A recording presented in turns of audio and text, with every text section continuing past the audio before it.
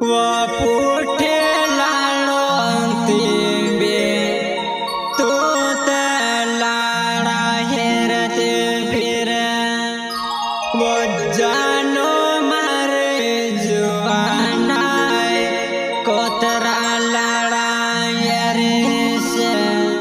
वो जानो मारे जुआनाय कोतरा लाड़ा हेरे से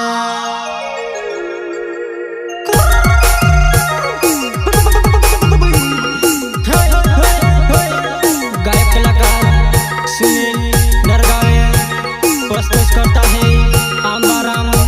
डुडुए गाँव रे जाले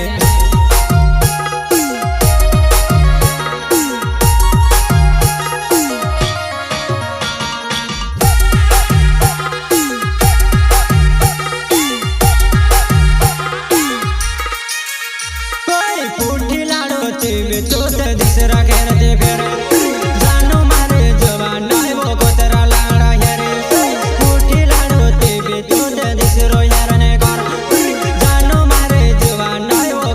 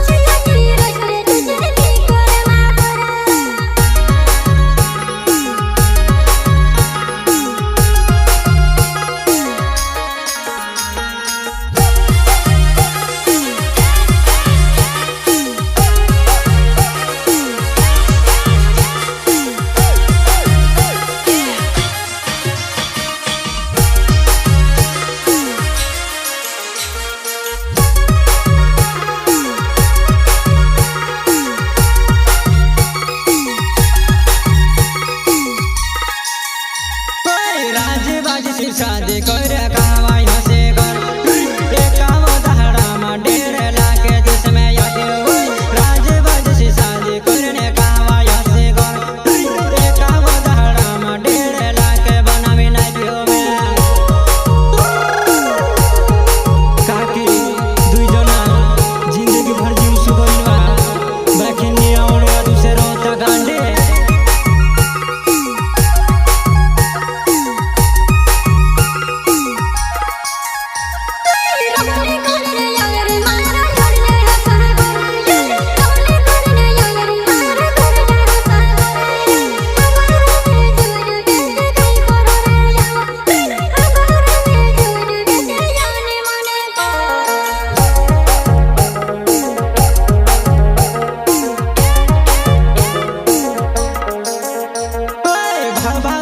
हसवा चोते हसी मा करे कोई माने नी मारे वाट में चोते